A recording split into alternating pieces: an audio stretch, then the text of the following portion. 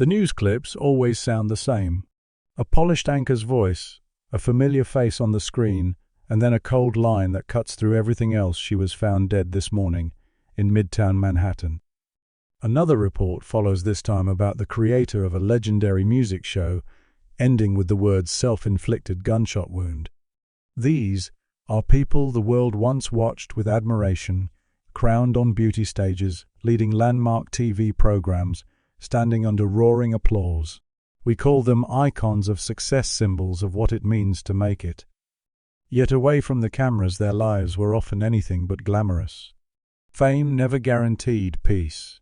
Success was no armor against scars, whether on the body or buried in the mind.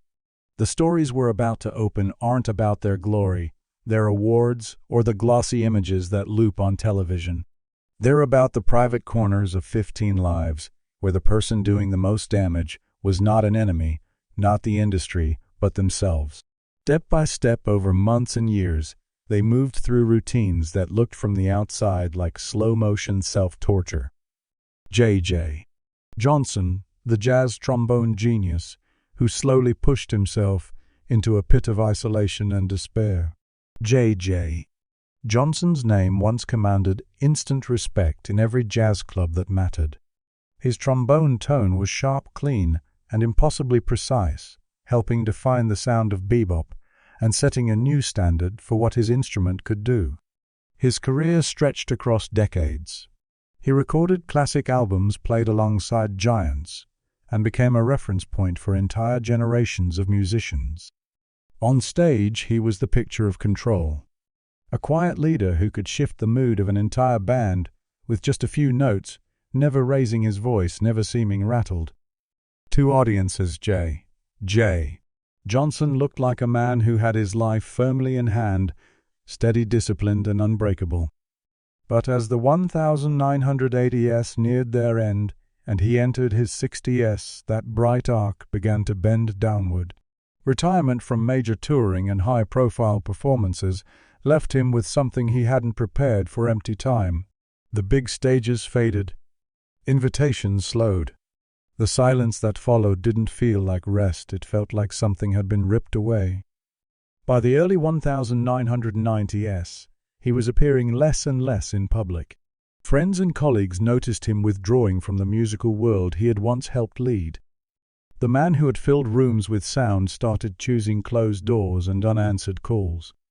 Then in 1995 came a diagnosis that landed like a direct blow: prostate cancer. The thought of a long, drawn-out illness, an invisible enemy eating away at him, day after day, terrified him. According to people who knew him, that fear settled into his bones and never really left. From that point on, alcohol moved from the sidelines to the center of his daily routine. Every night, glass after glass, he drank until the edges of his thoughts went soft, and the panic quieted for a few hours. Cigarettes, which had long been part of his life, became constant companions. Smoke curled through his small rooms at all hours, clinging to curtains, furniture, and clothes. Coughs grew harsher. His body weakened, yet the routine didn't change. There were stretches when he reportedly locked himself inside his old recording studio for weeks. The outside world shrank to a dim control room, lamp-dusty equipment, and walls that remembered better days. Meals were irregular, sometimes only a sandwich or a handful of crackers every couple of days. Time blurred days, bleeding into nights, into more of the same. The only consistent sounds were ragged breathing, the faint hum of machines, and the clink of glasses. J.J. Johnson had survived heroin dependency in his youth, fighting his way back to the top with discipline and focus. But this time was different. This wasn't a sudden addiction crashing into a healthy life. It was a deliberate slow motion, unraveling a chain of choices that chipped away at his health, his relationships, and his will to keep going. Depression deepened, wrapping itself around his isolation. Phone calls went unanswered. Social visits became rare. The man who had once stood in front of orchestras now spent evenings alone, nursing pain that had no stage and no audience. As the late 1990s rolled in his body, started to revolt in ways that could no longer be ignored. Respiratory problems flared. He was rushed to hospital, stabilized, then sent back home. Each discharge meant returning to the same small spaces, the same bottles, the same thoughts. Every time he came back through his own door, his body a little weaker, his spirit a little more drained. Hope for recovery, for a future that looked anything like his past, faded. By 2001, the inner pressure had become unbearable. After years of pushing his body with alcohol, cigarettes, sleepless nights, and chosen isolation, J. Johnson reached what he saw as the end of the road. He used a gun to end his life.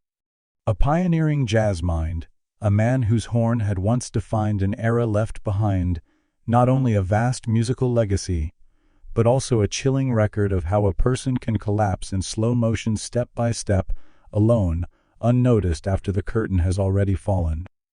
Dave Duerson, the NFL enforcer, dragged into a nightmare of brain trauma and self-destruction. Dave Duerson was once everything a professional football team wanted, in a defender disciplined, intelligent, and relentless. He won titles, anchored championship defenses, and earned a reputation as a quiet, dependable leader. After walking away from the field in 1993, he seemed to write the perfect second chapter, moving into business with the same toughness he'd shown on the turf. To the public, Dave Duerson looked like proof that an NFL star could transition into normal life and stay on top. But behind that image, something was shifting. By the mid-2000s, the cracks began to show. The headaches came first, thick, pounding pain that didn't match his age or apparent health. Then came explosive mood swings and emotional shifts that blindsided the people around him. Decades of helmet-to-helmet collisions had left a trail of invisible damage in his brain, and now it was coming due. As he moved through his 40s and into his 50s, the man who once prided himself on control started losing it. Business ventures faltered one after another. Projects he'd put his name and money into collapsed. Financial pressure mounted, dragging his confidence down with it. Then came the divorce in 2009, tearing apart what remained of his stability at home. Arguments escalated into full-blown outbursts. In fits of rage, he reportedly smashed objects with his bare hands until they bled, leaving behind destroyed rooms and a haunted silence that said more than any words could. These weren't just flashes of temper.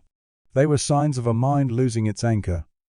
There were phases when Dave Duerson deliberately pushed himself into dangerous situations, driving at high speeds while his head pounded, sometimes at night, without headlights, as if flirting with the edge just to feel he still had a choice. Despite knowing that his memory and thinking were slipping, he refused consistent medical help. Chronic traumatic encephalopathy, CTE from repeated head trauma, was quietly tightening its grip, warping his judgment, distorting his emotions, and turning everyday decisions into unpredictable risks. Friends drifted away, worn down by his volatility. Family members grew exhausted. Board positions and leadership roles began to slide out of reach. Isolation settled in thick and heavy. By the late 2000s, depression had wrapped itself around him day and night. Dave Duerson could see himself sliding down, but he couldn't find a way to stop. In 2011, after years of self-destructive behavior, he made the decision that would end everything. He shot himself in the chest, deliberately avoiding his head. In his final messages, he asked that his brain be preserved for study. It was a last painful act of clarity from a man who suspected what was happening inside his skull and wanted answers for others, even as he could no longer save himself. Chris Lighty, the hip-hop power broker who ground himself down under a mountain of pressure. Chris Lighty rose from the Bronx streets to become one of the most feared and respected executives in hip-hop. As the driving force behind Violator Management, he helped steer the careers of some of the genre's biggest names. His sharp instincts, ruthless work ethic, and ability to bridge artists and corporations made him a central figure in an era when hip-hop was turning into big business. To the outside world, Chris Lighty was power, the man in control, the one everyone else needed. But around 2010, when he was just past 40, the foundation beneath that power began to shift. The industry was changing fast. Old management models were wobbling. New digital realities demanded new strategies. Deals became harder, margins thinner. The pressure on the head of Violator didn't ease, it intensified. His days stretched into endless marathons, meetings stacked on top of meetings, calls at all hours, contracts needing signatures and revisions. Sleep became optional. Night after night he pushed through exhaustion, telling himself there was no room for slowing down, not when entire careers hinged on his decisions. At the same time, his private life was unraveling. A difficult divorce process beginning in 2011 fractured whatever sense of refuge home had once given him. Arguments dragged on, creating a constant background noise of conflict. Before those could settle, another blow landed, tax debts running into the millions. The man who had climbed out of poverty to the peak of the industry suddenly found himself staring at cold, unforgiving numbers, and they didn't care about his legacy.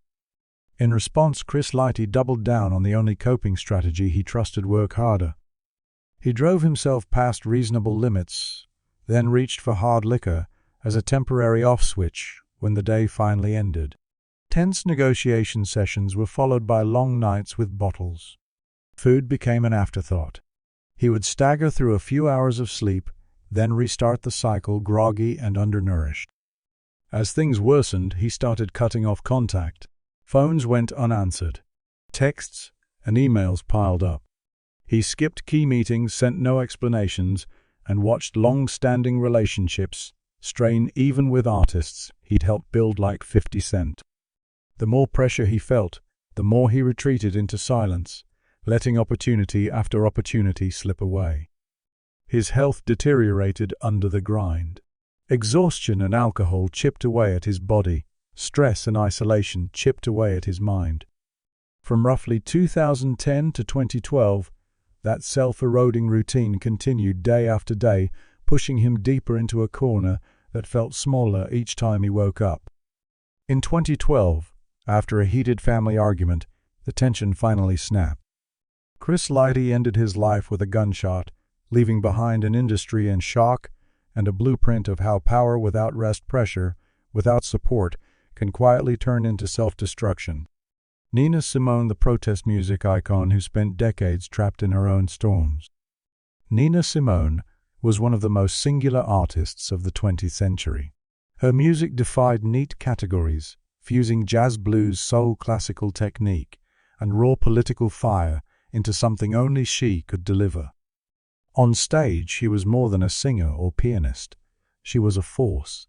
Her protest songs didn't just entertain, they accused, demanded, and shook listeners out of complacency. Nina Simone didn't live on the sidelines of history. She stood in the middle of it and shouted. But while her career burned bright, her inner life was fracturing. From the late 1960s onward, even as her influence grew, her mind began to splinter under the weight of old trauma, racism, artistic pressure, and untreated mental illness. In 1967, after a tense performance, the mask slipped in a way that terrified those around her. In a distressing episode, she reportedly dumped an entire box of brown powder over her own head, trying desperately to even her skin tone, a distorted act of self-soothing that revealed how deeply questions of appearance and identity had scarred her. Rambling speech, erratic behavior, and hallucinations followed. What the world would later recognize as bipolar disorder was at the time barely understood and rarely treated properly. 2 years later, in 1969, her marriage to Andy Stroud collapsed. The breakup came on top of a lifetime of wounds, childhood memories of being denied musical opportunities because of her skin color, constant racism, and a sense that America itself had betrayed her. The anger and disappointment hardened into a long, sharp resentment. Nina Simone began shutting doors, first emotionally, then literally. She left her daughter in Barbados, severed regular contact with family, and did not appear even when her father was dying. After his funeral, she turned increasingly to alcohol, using the numbness it offered as a shield against the chaos inside her own head. In the 1970s, her self-destructive behavior became more visible and harder to explain away as temperament. In Liberia, during what should have been an ordinary shopping trip, She suddenly stripped off her clothes and began dancing wildly, crashing into store shelves. It wasn't creative freedom. It was a mind losing its grip in public. At a show in Casablanca, feeling disrespected by the audience, she snapped. In a burst of rage, she reportedly chased some people with a knife, then turned it on herself, slashing her own leg. The performance imploded. Her reputation took more hits.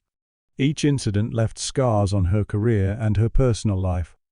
Family members stepped back to protect themselves.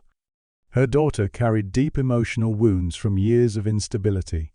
Promoters and collaborators grew wary. Contracts were cancelled. Tours fell apart. Nina Simone drifted through a kind of exile, moving between European countries with no true sense of home. Hotel rooms and rented apartments replaced any fixed address. Her body weakened, her spirit frayed. Over roughly a decade, she was hospitalized repeatedly, some reports say hundreds of times, for episodes tied to self-harm and mental breakdowns.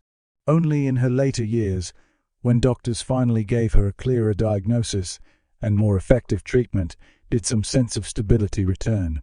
The storms inside her never fully disappeared, but the edges softened enough for her to reclaim fragments of peace. Behind the legend, behind the fearless protest songs and electrifying performances, was a woman who spent decades punishing herself in anger, loneliness, and unresolved pain, proof that even the strongest voice on stage can be fighting a war no one in the audience can see. Don Cornelius, the Soul Train king who slowly punished himself with silence, exhaustion, and danger. Don Cornelius once stood at the very center of Black American pop culture. As the creator and host of Soul Train, he was the calm, steady presence guiding viewers through performances that would become historic. His deep voice, composed expression, and carefully curated style made him look unshakable. For decades, he brought artists, dancers, and audiences together in a show that was more than entertainment. It was a cultural milestone. But as the years passed and new generations arrived, the light around him dimmed. By the late 1990s, in his early 60s, the man who had given so many artists a platform began to face his own body's limits. In 1997, he underwent brain surgery for an aneurysm, a serious operation that left lingering effect. Not long after, the headaches returned, severe, relentless stretching for hours. Doctors prescribed medication. Don Cornelius reportedly refused to take it properly. Instead of following treatment plans, he chose to endure the pain in silence. His Los Angeles home slowly turned into a sealed-off refuge. Curtains drawn, phone calls ignored, he drifted away from the industry and social life that had once revolved around him. Personal losses hit hard. A second divorce in 2001 carved a deep emptiness into his days. The entertainment world was changing fast. New shows, new hosts, new formats. The more television moved on, the more Don Cornelius pulled back. By around 2003, he had almost completely disappeared from everyday social contact. Weeks passed with him barely leaving the house, skipping meals and letting friendships fade. Inside those walls, time seemed to loop. He reportedly watched old Soul Train tapes over and over, replaying the era when everything made sense, when every week brought new music and new energy. That nostalgia didn't comfort him. It trapped him. As Soul Train finally came to an end in 2006, the silence he'd been keeping around himself grew heavier. The show was over. The stage master had no stage. Depression deepened. By 2008, signs of reckless behavior appeared. He began driving alone late at night, speeding along nearly empty roads. Sometimes, according to accounts, he drove with his headlights off, testing the edge between survival and disaster. Near collisions and close calls should have been warnings. Instead, they became part of his private ritual, a way to feel something in the middle of emotional numbness. His health continued to erode under the combined weight of untreated pain, isolation, and age. Refusing consistent medical care, he pushed his body until it rebelled, leading to emergency hospitalizations for exhaustion. His relationships with his children suffered under the strain. Generational gaps, unspoken hurt, and years of emotional distance built invisible walls he could not seem to break through. From the late 2000s into the early 2010s, Don Cornelius lived in a shrinking world of memories and unhealed wounds. The man who had once orchestrated joy for millions now spent his days locked in a private loop of regret, loneliness, and physical suffering he would not properly treat. In 2012, after years of denial, withdrawal, and self-inflicted isolation, it ended with a gun in his own home. A TV icon who had helped define black music on screen left behind a final unsettling chapter, a story of what can happen when the applause stops, but the pain doesn't. Tina Turner, the soul rock queen who weaponized her own body just to keep going. Tina Turner's name once exploded through arenas like a siren. With Ike Turner and later on her own, she turned stages into battlegrounds of rhythm and fire dancing, shouting and singing with a power that seemed almost superhuman. To fans watching from the crowd, she was pure force, unstoppable, tireless, a woman built for the spotlight. But behind the curtain, especially from the late 1960s onward, her life was a cycle of fear and pain. Her marriage to Ike Turner, which had begun in the early 1960s, turned into a long, brutal pattern of physical and emotional abuse. Every show that ended in applause was followed by a return to a private world where violence could erupt at any moment. In 1968, after one particularly savage beating, Tina Turner reached a breaking point. She swallowed a large amount of sleeping pills, hoping, according to later reports, to escape the nightmare, if only briefly. She woke up in a hospital body, weak, mind blank, the cycle not truly broken. What followed was a new twisted phase. Instead of only receiving pain from outside, she began to inflict pain on herself, as if trying to prove she could survive anything. In the early 1970s, before shows, she reportedly stood in front of the mirror and scratched her own face with her fingernails, small marks, hidden under makeup, invisible under stage lights, but very real to her. It became a ritual, tension building, then released through controlled self-harm before she walked out smiling. By 1974, the strain reached another level. Rehearsals turned into marathons. Tina pushed herself through dance routines until her feet bled inside her shoes. Hour after hour, she drove her body past exhaustion, shaking with fatigue, sweat pouring, sometimes collapsing. Fainting spells didn't earn her rest. They became obstacles to conquer. In her mind, pushing past pain was proof that weakness had no place in her life. The shows remained powerful. Audiences had no idea how much blood and fear stood just behind the curtain. But the cost accumulated slowly and brutally. Her body weakened. Joints ached constantly. Chronic pain began to shadow every step. Some performances had to be cancelled. The career that seemed unstoppable started to stutter. Inside, the mental wounds cut even deeper. Years of abuse, control, and self-punishment left scars no doctor could see on a scan. By 1976, after finally reaching the limit of what she could endure, Tina Turner made a decision that would change everything. She walked away from Ike Turner, almost broke, carrying little but her name and the will to start again. That escape ended the most brutal cycle of physical self-torture tied directly to her marriage. But the psychological scars followed her for years, etched into how she saw herself, how she worked, and how she coped with pressure. The world eventually celebrated her as a survivor and a symbol of strength. Behind that symbol was a woman whose body had been a battlefield, one she sometimes turned against herself just to keep performing. Richard Pryor, the comedy legend who turned his pain into fire, then almost burned himself alive. Richard Pryor rewrote the rules of stand-up comedy. On stage and on screen, he told stories that Hollywood wasn't ready for, ripping open topics of race trauma and fear with a raw honesty that made people laugh even as they flinched. Studios, audiences, and other comics all understood this man wasn't just funny. He was dangerous in the way only truth-tellers can be. From the outside, his life looked like a wild success story. Hit movies, sold-out shows, huge influence. But by the late 1970s, in his mid-30s, the same engine that fueled his brilliance was starting to tear him apart. Fame had come fast and heavy, bringing with it a kind of emptiness he didn't know how to fill. Around 1978, cocaine stepped into the center of his life. It wasn't just a party accessory, it became a daily coping mechanism, a way to outrun childhood abuse, old wounds, and the constant fear of falling from the top. The drug blurred the line between performance and reality, between risk and outright self-destruction. He began chasing that edge in other ways too.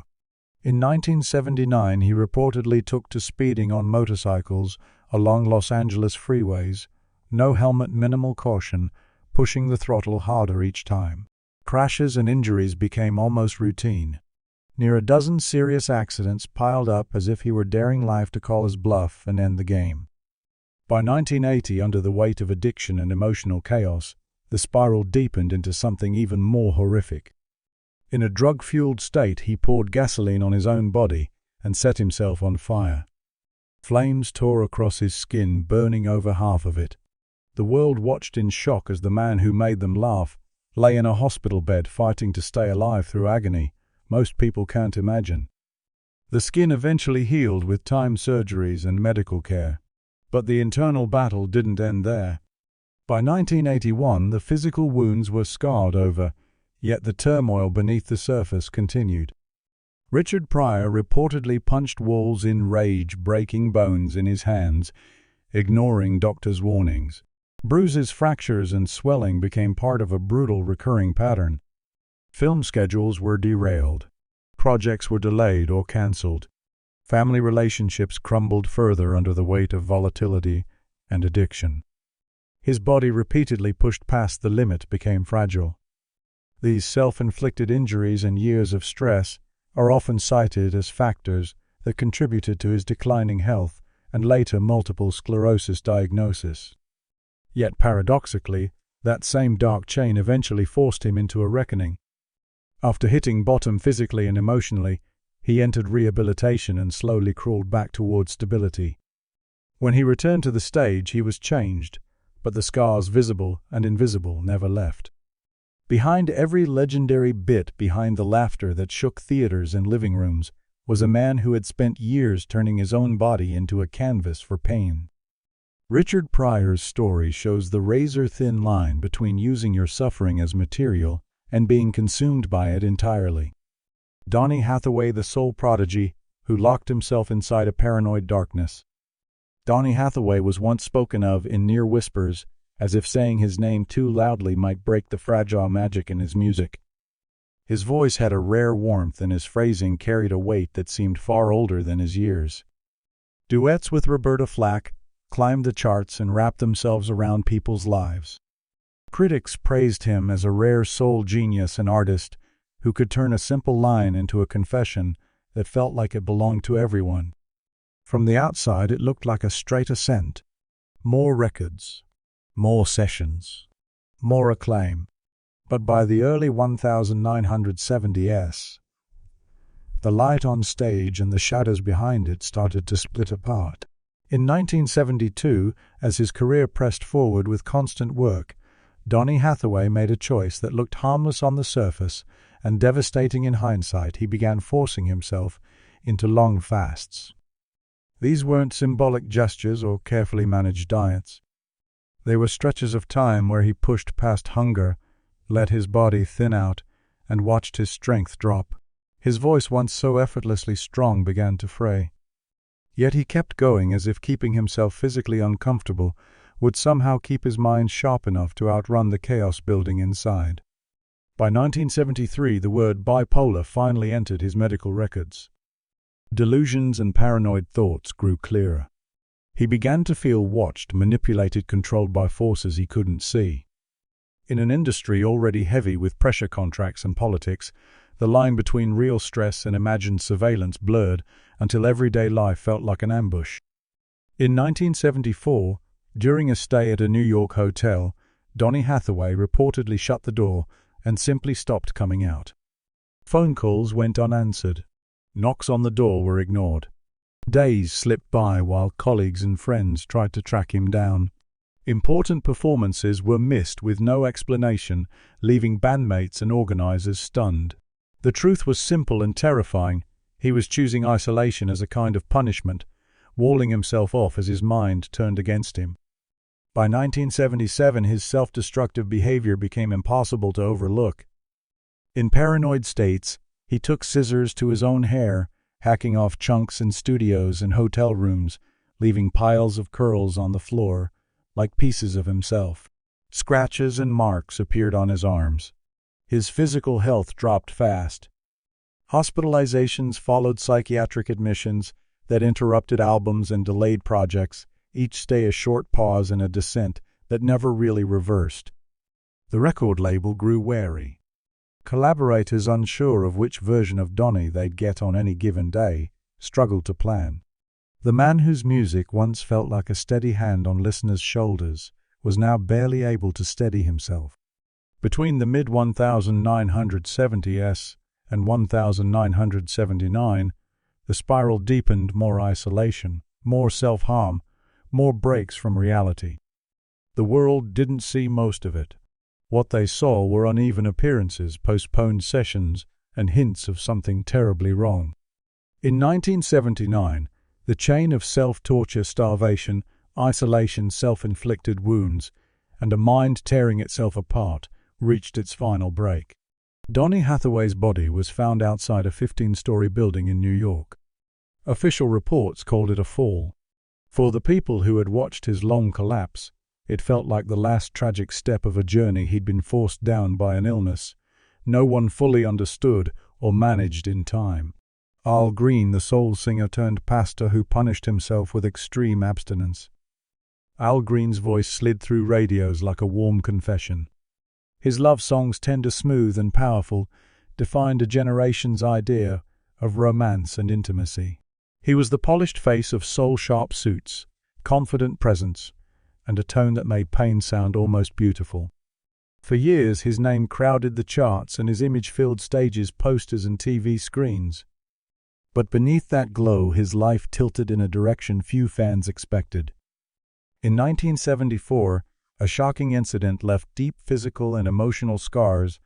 A woman he was involved with attacked him with scalding hot grits, causing severe burns. The trauma from that event, combined with guilt over his own choices and a faith crisis, pushed him to step away from the life he had known.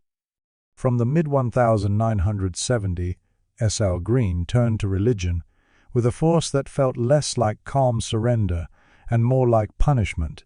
He became a pastor, but instead of adopting a balanced spiritual life, he threw himself into preaching as though every sermon had to bleed something out of him.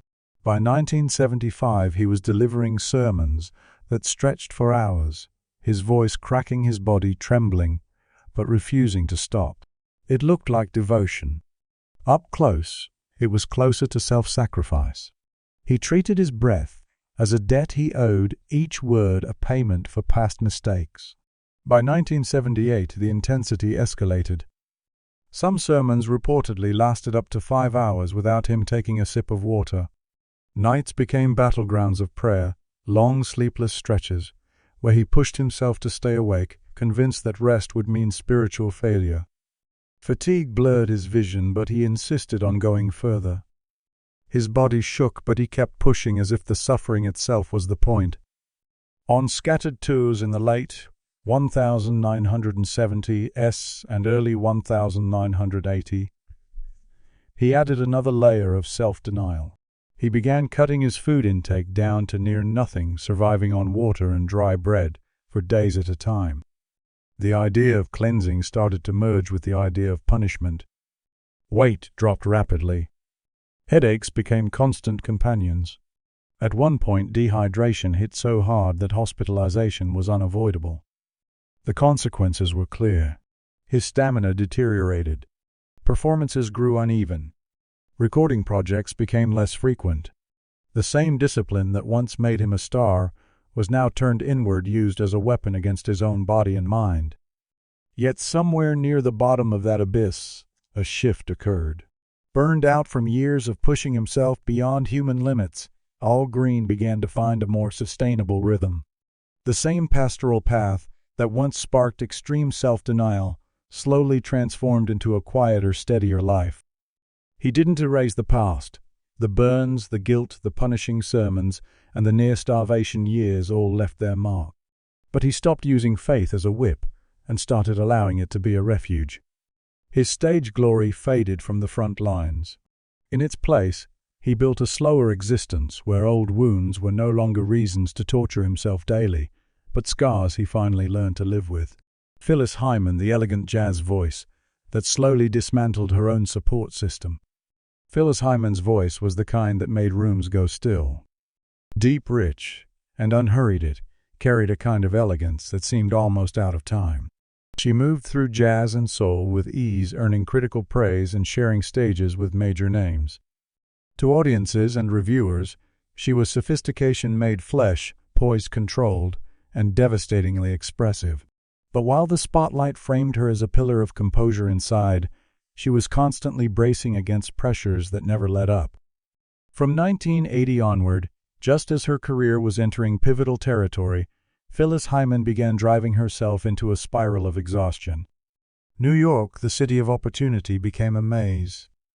The music scene was competitive, harsh, and unforgiving, especially for a black woman trying to claim space in an industry riddled with gender and race biases. Rejection didn't just sting, it dug into old insecurities. In 1983, a marriage fell apart, leaving her with one less place to rest her mind. Instead of seeking new support, she did the opposite.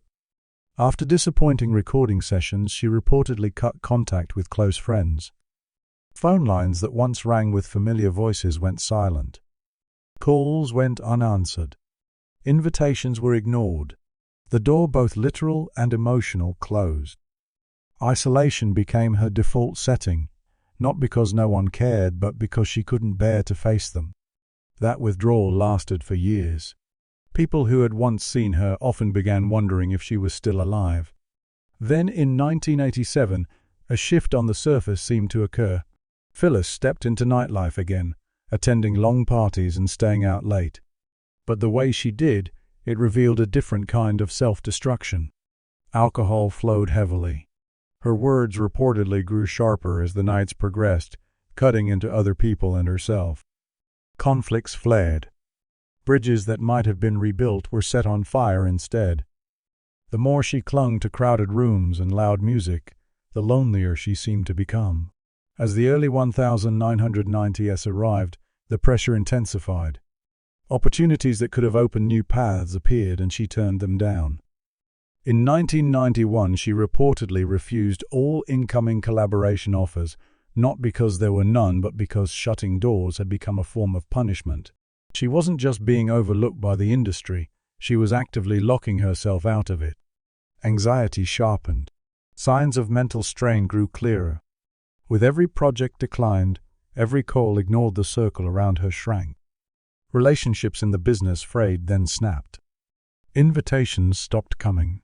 Silence, once something she chose, started choosing her. The chain of self-sabotage stretched on for years, wearing down her career and her spirit in equal measure. By 1995, the weight of it all, rejection, isolation, alcohol, emotional wounds, came to a tragic end when she died by overdose, leaving behind notes that hinted at just how long she had been fighting herself. Her life was proof that self-harm doesn't always look like a single dramatic act. Sometimes it's a series of quiet decisions, calls, not answered invitations, declined opportunities, rejected support systems, dismantled step by step, until there's no one left to hold the weight but the person already collapsing under it. Halle Berry, the cinema goddess, who quietly wore her body down with relentless overwork. Halle Berry didn't just walk into Hollywood, she fought her way into it. From modeling runways to early TV roles and then to films, she carved out space in an industry that had a long history of sidelining women of color. Awards magazine covers, red carpets, they all began to orbit her. To the public, she became a symbol of breakthrough beauty, talent, and unyielding drive, all wrapped into one. But behind the glow, the cost was building day after day. In the most unforgiving way possible, her own body. In the late 1980s, still in her 20s, Halle Berry was moving at a speed most people only imagine. Auditions, rehearsals, shoots, meetings stacked back to back until days blurred. Then came the diagnosis that should have forced everything to slow down: diabetes. Instead of easing up and learning to live with the illness, she reportedly did the opposite. The grind intensified. She stayed up through the night reading scripts, preparing for auditions, maintaining the physical standards the industry demanded. Sleep shrank down to scattered hours. Her body, already under constant strain, began to send warnings: dizziness on set, sudden waves of fatigue. Once she fainted in the middle of a shoot. To outside observers, these might have looked like isolated incidents. Inside her routine, they were just folded into the schedule. Collapsing wasn't a reason to stop. It was a brief interruption before forcing herself back into motion. The early 1990s brought even heavier pressure. Hollywood expectation hardened. Roles were scarce for black actresses. Each rejection echoed louder than the last. According to those who knew her then, she responded by turning the pressure inward. In 1991, after a string of failed auditions, she reportedly punished herself with brutal hours, long runs pounding pavement, until her back and legs screamed. Minor injuries stacked up: pulled muscles, aching joints, sharp pains that should have meant rest. She treated them as obstacles, not warnings. When her first marriage fell apart in 1993, the emotional shock didn't slow her down, it pushed her further into the grind. She filled every waking hour with work projects, overlapping travel, promotional commitments. Sleep dropped to 3 or 4 hours a night at times. She refused to let herself stop moving, using exhaustion as a way to crowd out personal pain. The results were predictable, but no less devastating. Her diabetes left to fight against stress, and overwork worsened. Hospitalizations for sheer physical depletion followed. Chronic aches set in. Energy levels dropped. Some roles slipped away simply because her body couldn't keep up with the demands anymore. Yet that brutal phase where she quietly let ambition and guilt grind her down reshaped her. After a 2-month hospital stay forced her to stop everything looked different.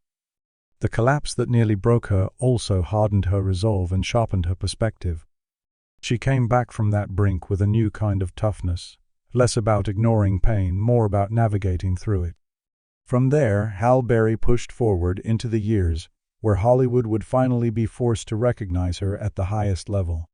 But the price for that breakthrough was already written into her body, scars of a period when she treated herself not as a person, but as a machine that had no right to shut down. Ken Griffey Jr., the young baseball phenomenon, who kept driving himself toward the edge. Ken Griffey Jr. arrived in professional baseball like lightning. Talent seemed to run in his bloodline. His father was already a star, and the younger Griffey stepped into the game with a smooth swing and natural instincts that made scouts talk about destiny. He became the face of a new generation in the MLB, powerful at the plate, confident on the field, built to carry a franchise and a family legacy. But the glow around his rise hid the strain underneath. Expectations came early and hard. As a teenager in 1987, just 17 years old, Griffey Jr. was already living with the weight of his name and the scrutiny that came with it. Arguments at home about disciplined behavior and pressure pushed his emotions into corners he didn't know how to escape. In a moment of impulsive overload, he reportedly swallowed a dangerous amount of aspirin, an act that forced his body to the brink. He woke up in a hospital, alive but ashamed. The incident was quickly buried under training schedules and future headlines, but it marked something important. This was a teenager already testing the border between coping and self-harm. By 1989, as he entered the major leagues, the pressure mutated but didn't diminish. Now, it centered on performance. To prove he deserved his place separate from his father's name, he attacked practice with a ferocity that bordered on punishment. Batting sessions stretched far past normal. He hit until his hands tore, blood soaking into the fabric of his gloves. Coaches and staff urged him to rest, bandage up, heal. Griffey Jr. often pushed through. To him, each sting of pain felt like proof that he was working hard enough to justify the expectations piled on his shoulders. The pattern extended off the field.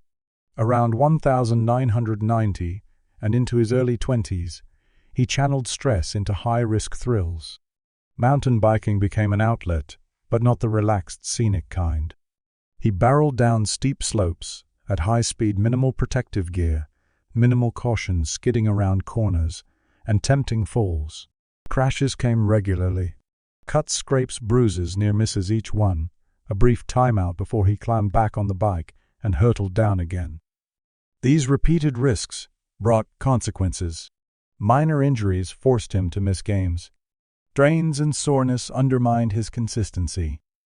Mood dips crept in when he couldn't be on the field, when his body finally insisted on a pause. But through it all, he kept pushing himself toward an impossible standard to be unbreakable, both as a son living in a legend's shadow and as a player expected to become one himself. In the end, that early phase of self-eroding effort forged an extraordinary mental resilience. Once he learned how to steer that relentless energy, instead of letting it steer him, his career exploded. He set home run records, became a beloved figure in the sport, and left a mark on baseball history that had nothing to do with his last name. But the scars from those early years remained silent reminders of a kid who tried to prove his worth by grinding his body and mind past the limit long before the world realized just how good he really was. Tamar Braxton, the reality TV star caught in a spiral of self-punishment and public breakdown. Tamar Braxton didn't slip quietly into fame. She walked in loudly with a big voice and an even bigger personality. On reality TV, on talk shows, and on stage, she became known for her sharp-tongued, candid reactions and powerhouse vocals. In a family already packed with recognizable names, she carved out her own lane by refusing to dim herself down. But from around 2015 onward, even as cameras kept rolling, a different story was unfolding behind the scenes. Tamar didn't pick up razors or blades, but she did find a modern weapon to turn against herself: social media. Status updates and posts began to mirror her shifting moods. Messages appeared and disappeared, some laced with self-blame, some calling herself a failure, others hinting at exhaustion she never said out loud in person. Every time she deleted a post, the internet had already grabbed screenshots. Media outlets dissected each one. Comments flooded in. The more she tried to control her image online, the more trapped she became in what others thought of her. The spiral tightened in 2017 when her marriage fell apart in a very public way. The collapse of her home life didn't stay private. It spilled into TV episodes, interviews, and online debates. Within her own famous family, constant comparisons to her more globally known sister became another invisible weight. Publicly, they were a TV dynasty. Privately, the pressure of living in that hierarchy cut deep. Tamar turned to her followers and detractors alike for a kind of twisted validation. She dove into online arguments, clapping back at critics with words that hurt others, but also clearly hurt her. According to accounts, there were stretches where she stayed awake for days, locked into digital battles with people she'd never meet. Sleep vanished. Anger and anxiety replaced rest. By 2018, her body began to show the strain. Breakdowns hit hard. Emotional volatility spilled into everyday life. The more exhausted she became, the more volatile her reactions turned. Instead of stepping back, she kept going, using motion and conflict to drown out whatever she didn't want to face in stillness. In 2020, the pressure finally broke through the surface. Tamar pulled away from family support and ignored advice as her mood darkened. In a moment of severe instability, she reportedly took a dangerous amount of pills. Emergency intervention saved her life, but the incident ripped away any illusion that she was just being dramatic for TV. This was someone living on the edge of her own endurance, using herself as the battlefield. Recovery was not instant, but after hospitalization and therapy, she began slowly rebuilding. Work paused. Some shows were delayed. The public image that had once seemed invincible faded a little, replaced by someone more fragile, but also more aware. For perhaps the first time in years, Tamar Braxton began to confront the role she had played in her own suffering instead of using the chaos for content. Her story is a modern form of self-harm, not always visible, not always physical, but carried out through sleep deprivation, constant conflict, and the unwillingness to step away from a crowd that cheered as she unraveled. Fantasia Barrino, the powerhouse voice who punished herself through toxic love and endless overwork. Fantasia Barrino's rise from poverty to American Idol winner looked on TV like the perfect redemption arc. Her performances felt raw and honest, like every note carried a piece of the life she'd fought through. After the show, she moved into recording, touring, and even Broadway, proving she was far more than a reality TV flash in the pan. To fans, she was a symbol of survival, a single mother who had beaten the odds with sheer talent and will. But underneath that triumph, pressure built in ways she struggled to name. Early financial strain after her debut, the harsh glare of media scrutiny, and deep unresolved trauma from childhood, all wrapped around her at once. Instead of healing, she slipped into patterns that seemed designed to hurt herself from the inside out. Between roughly 2008 and 2015, she began gravitating toward relationships that chipped away at her self-worth. According to her own later accounts, she clung to partners who were controlling, unfaithful, or emotionally damaging, as if convinced she didn't deserve anything better. Tension, jealousy, and emotional cruelty became recurring features of her personal life. When family tried to intervene, arguments exploded. Fantasia internalized the blame publicly, insisting she was at fault, even when she wasn't the one causing the harm. She described herself as weak, as damaged, as someone from poor origins who somehow owed the world more suffering. That mindset set the stage for the darkest point. In 2010, after a particularly intense family confrontation and mounting public criticism, Fantasia reached a dangerous breaking point. In a dazed, depleted state, she took an overdose of aspirin and sleeping pills. She survived, but woke up with her body wrecked, and her spirit hollowed out. The incident quickly splashed across headlines as a grim warning sign. Yet even then, the chain of self-punishment didn't snap immediately. Instead, she turned to overwork as another weapon against herself. In 2013, her health was visibly declining, but she still forced herself through heavy touring and demanding performances, treating exhaustion as a kind of penance for past choices. Her voice, once her greatest strength, finally rebelled. She experienced a serious vocal setback, losing much of her range for months. Shows were cancelled. Schedules were rearranged. The thing that had lifted her out of poverty was now at risk of being damaged beyond repair. Combined with strain at home, especially in her relationship with her daughter, the pressure pushed her toward a crossroads. Eventually, the pain had nowhere left to go but the page. Fantasia began writing and speaking openly about her past, not to wrap it in glamour, but to examine the guilt, the bad decisions, and the years of quiet self-harm. The process forced her to stop simply enduring and start understanding. It didn't erase the scars, but it allowed her to step onto future stages with a different stance, not as someone who believed she deserved hurt, but as someone who knew she had survived it and was trying one decision at a time not to turn the knife on herself again. Chesley Christ, the perfect Miss USA, who lived under unbearable pressure behind a flawless image. Chesley Christ looked like a modern fairy tale. Miss USA title holder, attorney with an impressive sum, television correspondent with a polished presence and effortless charm. Her life as presented to the world seemed almost aggressively perfect, a bright smile, sharp mind, impeccable style, and a schedule that suggested she could handle anything. After winning Miss USA in 2019, she moved to New York, far from her family and the support systems that had quietly held her together. The city offered opportunity, but it also magnified pressure. Workdays stretched to 18 hours, stacked with on-camera assignments, appearances, legal responsibilities, and expectations tied to her crown. Her body began to protest. Fatigue pressed down. Sleep became shallow and incomplete. But slowing down felt impossible.